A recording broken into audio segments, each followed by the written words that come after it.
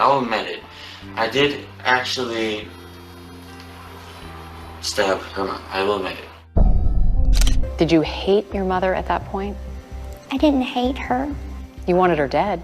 Yes, but it was not because I hated her. It was because I wanted to escape her. In the quiet town of Springfield, Missouri, a shocking discovery rocked the community to its core. Behind the closed doors of a seemingly ordinary home, a dark secret has been kept hidden for years. The case we're about to explore defies belief and challenges our understanding of human nature. Dee Dee Blanchard was a single mother who appeared to be a devoted caregiver to her severely ill daughter, Gypsy Rose. The pair were recognized in the community for their challenges, as Gypsy needed a wheelchair and lots of medical tools to deal with her many health issues. However, the truth was far more sinister than anyone could have imagined. Welcome to Tried and True Crime, where we cover shocking cases from around the world. Today, we're looking into the disturbing story of Dee Dee Blanchard's murder, a case that revealed a complex network of lies and abuse by an unexpected culprit. Springfield, Missouri is a city known for its friendly community and rich history. Springfield has a reputation as a safe haven for families. This town in the Midwest used to have very little crime and a tight-knit community spirit until the Blanchard case happened. The residents of Springfield prided themselves on their generosity, rallying around those in need and providing support in times of hardship. Little did they know that the very family they had embraced with open arms was harboring a dark secret that would shake the foundations of their trust. Claudette Dee Dee Blanchard, born on May 3, 1967, in Chack Bay, Louisiana, was the youngest of 5 children born to Claude Anthony Petrie Sr. and Emma Lois Giz-Claire.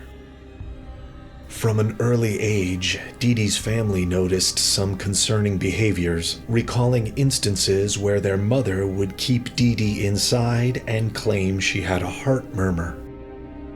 As an adult, Dee Dee worked as a nurse's aide. She met Ron Blanchard, a man 7 years her junior, through work.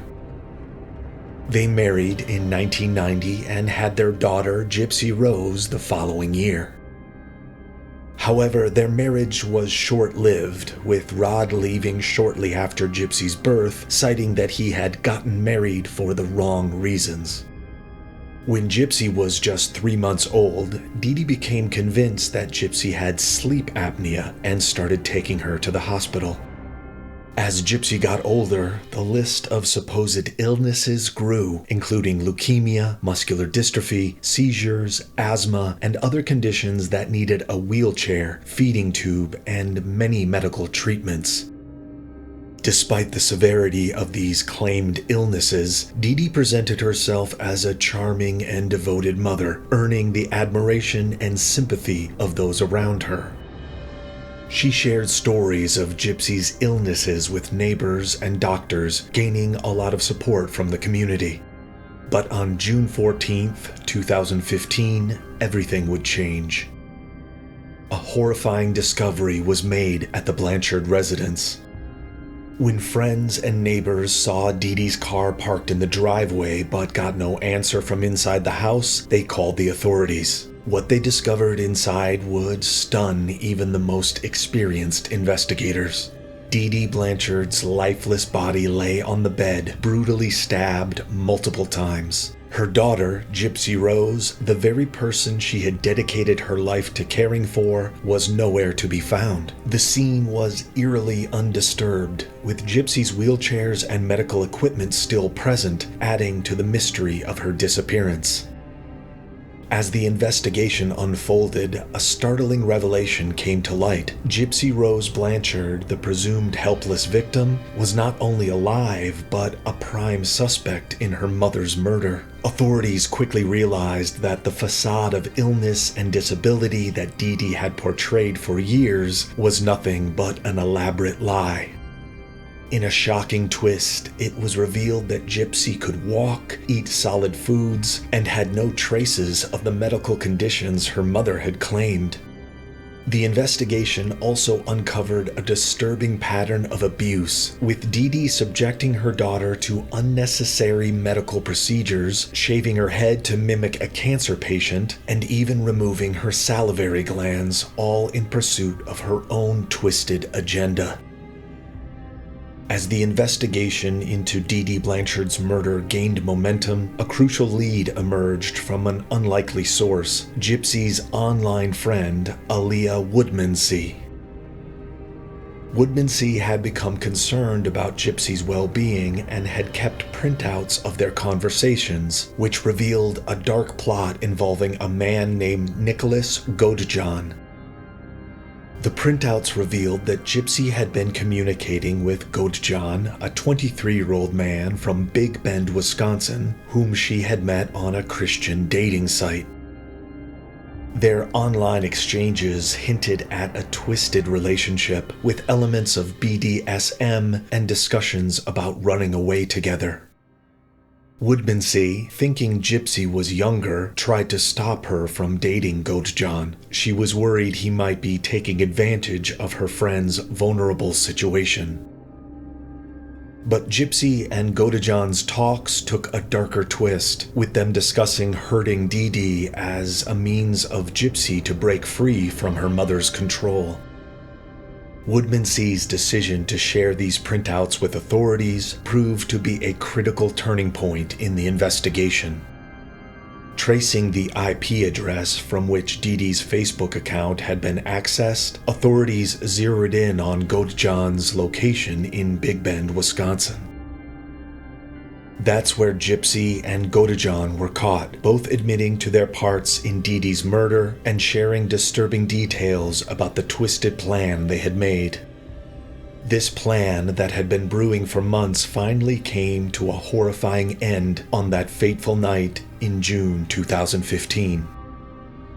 After receiving stolen money from Gypsy through the mail, Nicholas Godejohn purchased a bus ticket to Springfield, Missouri. Gypsy and Dee Dee had returned home from the emergency room, where Dee Dee had undergone a procedure to replace Gypsy's feeding tube.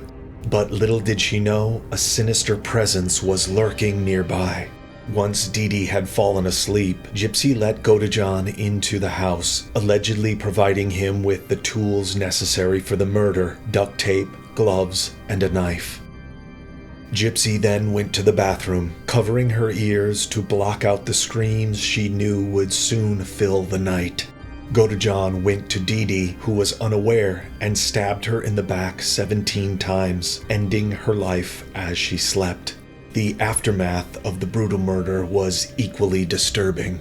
Godejohn claimed that he and Gypsy had sex in her room, with Gypsy performing oral sex on him. However, Gypsy told a different story, claiming that Godejohn had raped her, driven by his twisted desire to sexually assault Dee Dee before killing her. In the midst of this nightmare, Gypsy said she called out for help from her deceased mother but received no answer. They then took over $4,400 from Dee Dee's safe before fleeing to a nearby motel to plan. Their actions in the following days were very careful. They were seen on security cameras at different stores, perhaps trying to establish an alibi or gather supplies. Gypsy, who had always been in a wheelchair under her mother's care, was now walking with a blonde wig to hide. As a final precaution, they sent the murder weapon to Godejohn's home in Wisconsin, hoping to avoid being caught with it. Then they took a bus, thinking they had escaped Dee Dee's control and avoided punishment. Nicholas Godejohn, a 23-year-old man from Big Bend, Wisconsin, was the individual who carried out the brutal stabbing of Dee Dee Blanchard. However, the true mastermind behind the crime was none other than Gypsy Rose herself. Gypsy, having endured years of abuse and manipulation at the hands of her mother, had reached a breaking point. And all that suffering for years eventually resulted in Gypsy's mother being stabbed 17 times. The trials after Dee Dee Blanchard's shocking murder showed how complex the case was and the harsh abuse Gypsy Rose suffered from her own mother. Nicholas Godejohn faced first-degree murder charges for physically committing the crime, while Gypsy's situation was seen with sympathy, considering the extent of her mother's cruelty. Gypsy took a plea deal, admitting guilt to second-degree murder. With her lawyer using medical records showing years of abuse, Gypsy got a 10-year sentence, relatively light given the serious crime. Godejohn, however, had a tougher trial and sentencing. Despite his defense citing autism, the evidence against him was strong. Prosecutors showed his texts and confessions, painting a picture of a planned murder. After a harrowing trial, Godejohn got a life sentence without parole for first-degree murder and an extra 25 years for armed criminal action. During the trials, the extent of Dee Dee's abuse and its impact on Gypsy came out. Testimonies and evidence revealed the terrible details of Gypsy's life: unnecessary wheelchair use, unnecessary medical procedures, and even starvation as punishment for trying to escape her mother's control. This case brought forward the often overlooked issue of Munchausen syndrome, in which a caregiver fakes or causes illness in someone they care for. Dee Dee's actions were a harrowing example of this disorder, highlighting the need for greater awareness and intervention in such cases. Some doctors had doubts about Gypsy's health problems, but they weren't taken seriously enough. Dr. Bernardo Flasterstein, who treated Gypsy, suspected Munchausen syndrome but didn't report it, showing how the system failed to stop Dee Dee's abuse. The case also showed how abuse can make victims feel trapped, leading them to do extreme things to escape. While Gypsy's actions were wrong, they showed how desperate she was for freedom from her abuser. The aftermath of the Blanchard case left a lasting impact on the community of Springfield, Missouri. The people of this quiet Midwestern town had to face the tough reality that they'd been deceived by someone they completely trusted. In the wake of these trials and the revelations about Dee Dee's abuse, discussions arose about the need for better safeguards and protocols to identify and address cases of Munchausen syndrome. Healthcare professionals and social workers were urged to be more vigilant in recognizing the signs of abuse and taking appropriate action. For Gypsy Rose, her release from prison in December 2023 marked the beginning of a new chapter in her life, one filled with the promise of freedom and the opportunity to heal from the trauma of her past. After serving most of her sentence, she stepped out into a world that had been forever altered by the events that had unfolded. Gypsy's Mother's Day message gave a peek into the mixed feelings she had about her mother, Dee Dee. In a touching statement, she recognized the deep effect her mother had on her life, both good and bad. Was she a good mom? No. Was she the best mom in the world? No. But she was still my mom. So what I choose to feel about her, whether that be guilt, anger, grief, resentment, whatever, that's mine to feel.